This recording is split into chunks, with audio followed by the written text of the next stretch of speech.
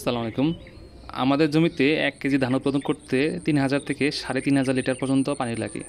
এই ধানের জমিতে আমরা যদি AWD বা অল্টারনেট ড্রাইং অ্যান্ড ওয়েটিং বা আমরা জমিতে একবার পানি দেব, আবার শুকাবো, আবার ধানের জমিতে একবার পানি দেব, আবার শুকাবো, এই প্রযুক্তি আমরা যদি ব্যবহার করি তাহলে আমাদের জমিতে ১,০০০ লিটার পর্যন্ত কম পানি লাগবে।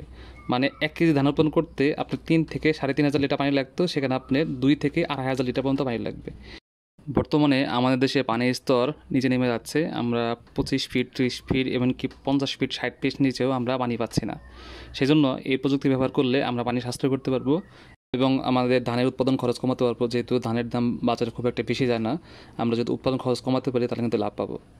AWD প্রযুক্তি ব্যবহার করে কৃষক উপকার পেয়েছে কিনা তার অভিজ্ঞতা শুনবো, সে কীভাবে ব্যবহার করছে সেটি আমরা শুনবো। সবাই ভিডিওটি দেখবেন। আমাদের লাইফ টাইম মানুষেরটা আসলে অজানা, কিন্তু ধান গাছের লাইফ টাইমটা ফিক্সড আমরা অনেকে জানি। যেমন ২৮, ৮৮, অনেকে জানি যে ১৪০ থেকে ৪৫ দিন, এবং বিভিন্ন ভ্যারাইটির বিভিন্ন লাইফ টাইম আছে আপনার।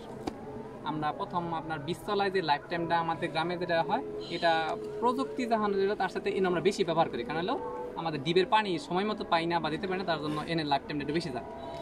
মাঝখানে যে সময়টা আমাদের ধান খেতে পাওয়া হয়, এই সময়টা আপনার প্রথম লাগানোর পর আমরা ১০ থেকে ১৫ দিন আমরা পানি দিয়ে রাখতে পারি।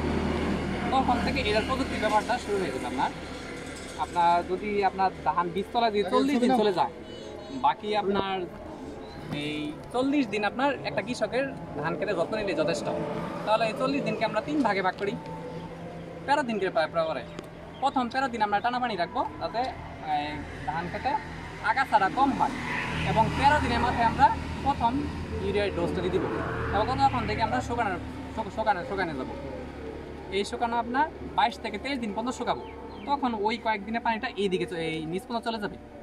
আমাদের এলাকায় মাটিটা এঁটেল মাটি, তো আমরা দেখি যে ৩ বার শুকাইতে পারি, তখন সে ৪টা লাগে।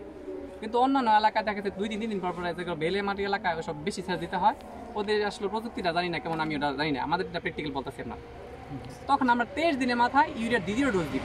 দ্বিতীয় ডোজ দিলে তখন আপনার ইউরিয়া এই যেটা আপনার ২৩ থেকে ৩৪ দিন পর্যন্ত এই পানিটা আপনার থাকবে। তখন আবার আরেকটা শুকানো হয়ে যাবে আর কি। তখন শেষের দিকে ইউরিয়া প্রয়োজন হয় দিব, নাহলে দিব না।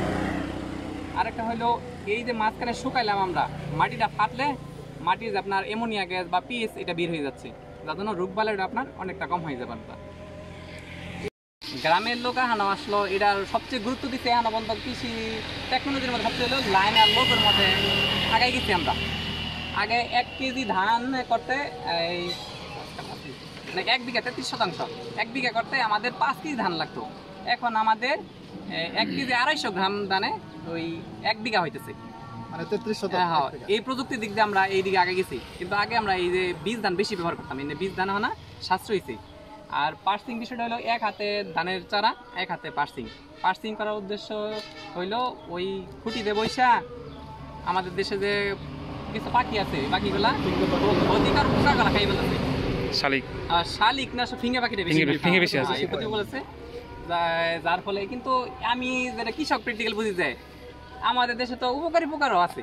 আমরা প্রযুক্তি হয়তো বলতেছি যে পার্সিং করলে ক্ষতি করে খাচ্ছে, আমি জানি উপকারীটাও খাচ্ছি। কারণ এটা আসলে আপনাদের এটা উপযুক্ত যখন একসঙ্গে পড়ে যাবেন, আপনারা এটা গুরুত্ব দিয়ে দেখবেন, আপনারা এই বিষয়ে যখন গবেষক হবেন।